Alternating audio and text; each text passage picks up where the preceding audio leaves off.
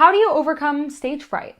Performance anxiety is something that affects so many people, whether it's in acting, singing, dancing, test taking, public speaking, or something else. In this clip from a full-length interview, Dr. Kristina Driskill, performance anxiety expert, talks about some tools and strategies that can be really helpful when learning to overcome performance anxiety. So then comes the question, how do you get to that mindset, whether it's in test taking or performing on stage? How do you overcome both the physical and mental manifestations, which might be like your mind going blank or just the what ifs, like you said? The physical symptoms are, like I said, that's really coded in our DNA. That's primarily linked, and you may have less of them over time. You may not. You may still experience those in a way, but your reaction to them is something that can shift. You don't have to be afraid of that. You don't have to be worried about it. It's something that you can see as being fascinating. It's something you can kind of delight in the nature of the human, and kind of see as just kind of like this funny little phenomenon that we have, that even though we're no longer in those situations, and it's important that we still have that too. That link to our survival mode is important. I mean, it's the thing that keeps you from doing stupid stuff that could get you killed, like walking out in the middle of the street, and stuff like that. I mean, it's there for a reason. Yeah. And so to say that it's bad or you want to get rid of it forever is really kind of just naive thinking. It's really much more important to see it for its necessity and to honor and value it for that. But then also to have compassion for yourself when it shows up in times where it's not really necessary. And sometimes it comes back to just talking to yourself and saying, is this one of those times? Is this really a survival situation? What am I going to do? Sing some notes? And if you look at it logically like that, what we're really doing is just detaching ourselves from the emotion of it. If we can do that, then we can ask ourselves those logical questions. Is this a true survival situation? What's the worst possible outcome? Sit down ahead of time. If you know it's a situation you'll normally get nervous about, sit down and ask yourself, what is the worst possible outcome? Okay. If you're sight reading something, okay, you like obliterate it. It's just horrible. You miss all the notes. Your teachers tell you you're terrible. I mean, that's pretty much the worst thing that can happen, right? So you don't get into the choir you want to get into.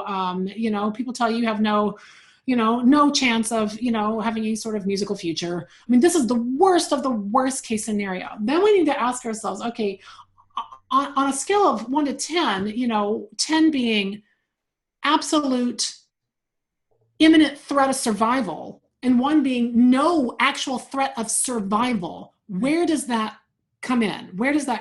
Okay, 1. Yeah.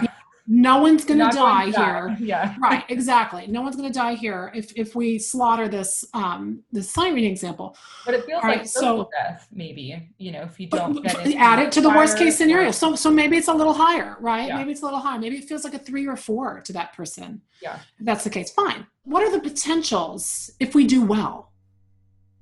What are the potentials if we do the best preparation that we can and that we do well?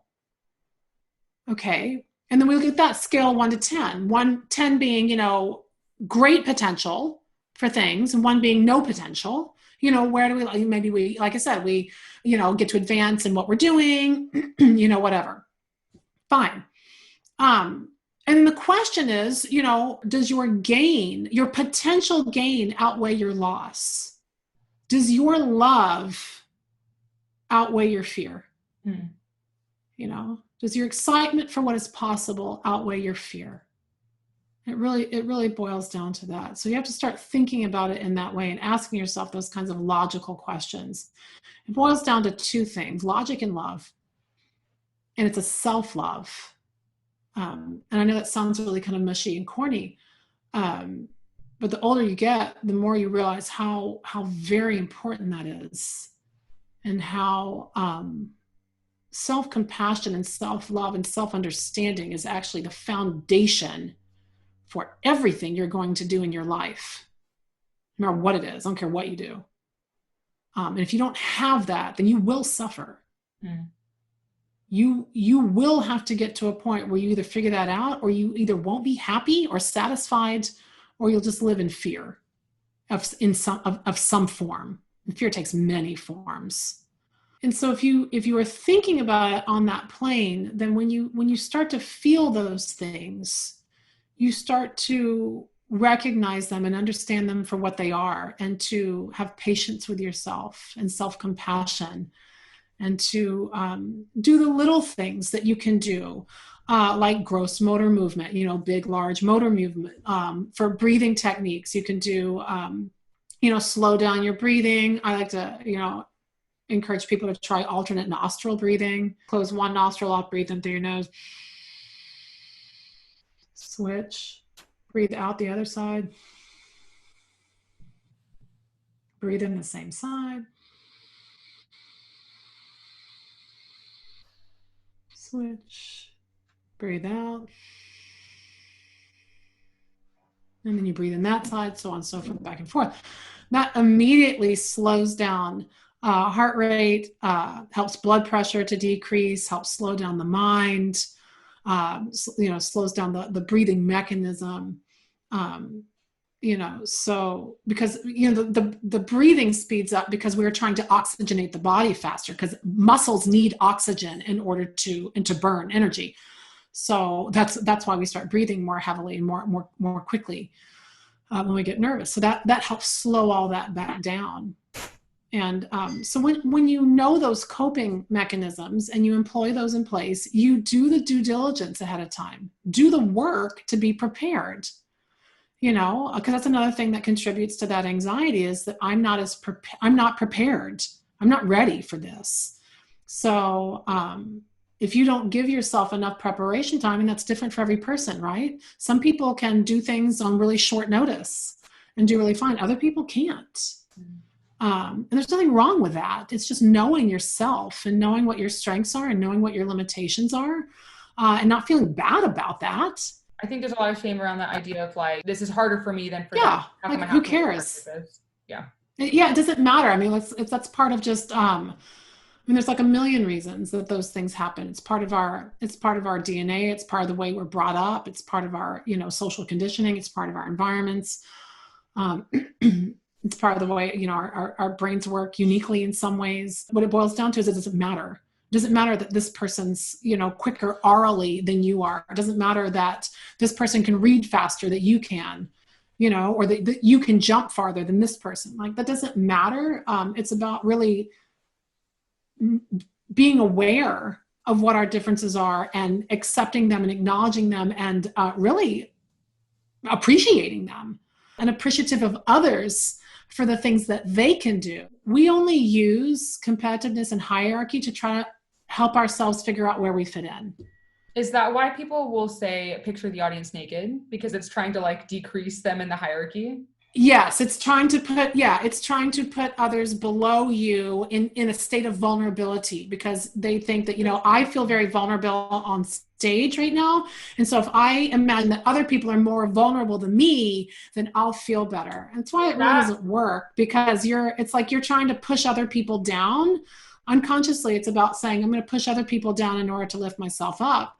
And that's just another, the audience. Yeah, it's just another fear-based way of thinking. Instead of thinking about, these people no one's here to see you fail. Yeah. Like, no one. There's not, people don't come to a show to say, I hope the lead fails. No one does that. Those people are there to really to just forget about their lives for a little while, and to laugh and cry and to be invested in you. So if you're afraid to invest in yourself and in them, then what you're really doing is just robbing yourself and others of just this beautiful opportunity of exchange. That's all you're doing. And isn't that a shame? Isn't that a shame? That's why I tell people about going to auditions. I'm like, you're not You're not there to be accepted. You're not there to get a job. You're not there to win.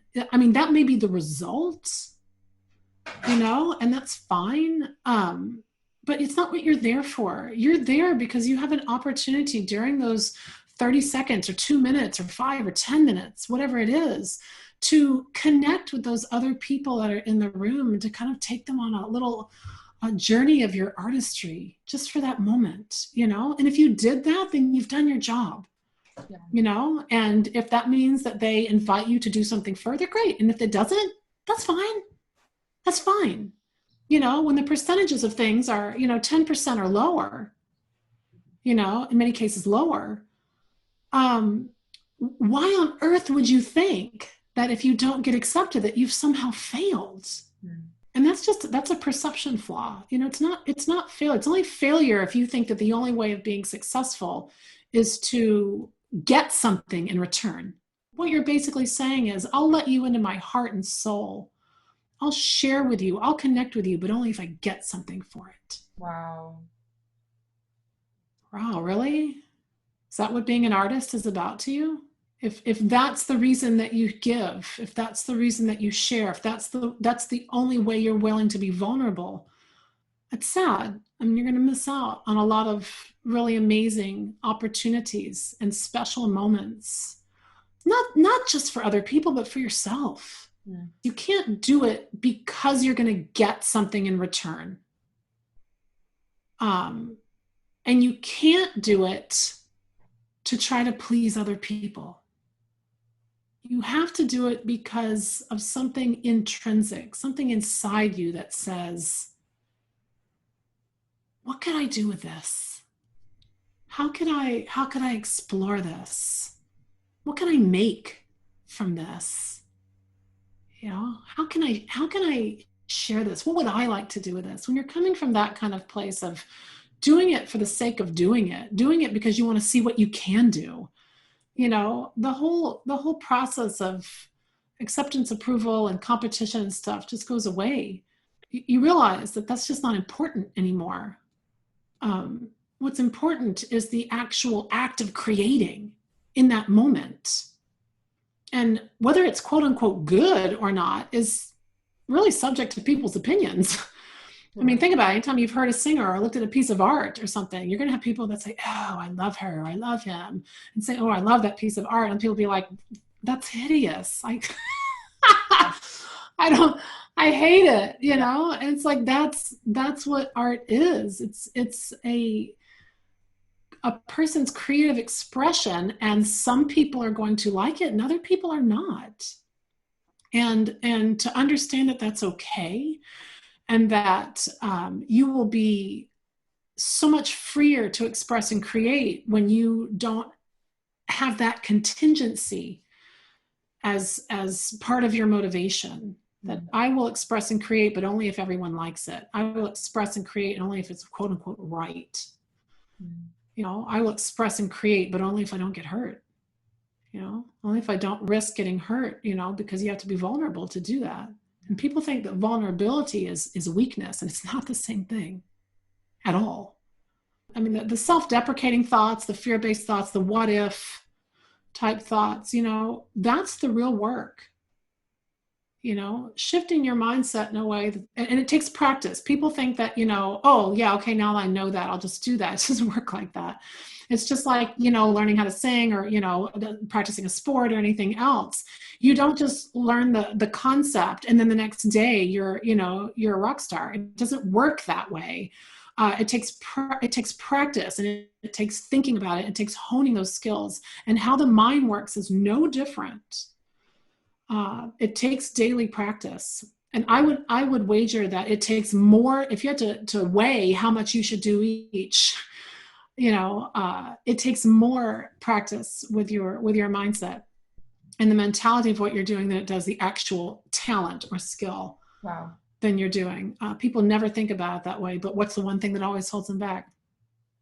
The mindset. Not the talent. Yeah. It's the mindset. It's the way they think, What if statements coming from a place of fear, what if they don't like me? What if I fail? What if I don't get a good grade? What if I screw this up? we just have to switch what the what if is, you know? What if it's amazing? What if I do a great job? What if I have fun? What if I love this? We won't know till we do it. With over 20 years of performance experience and research, Dr. Kristina Driskill is an expert on performance anxiety and how the brain works. She holds a Doctor of Musical Arts degree as well as certifications in social emotional arts, business coaching, and money mindset.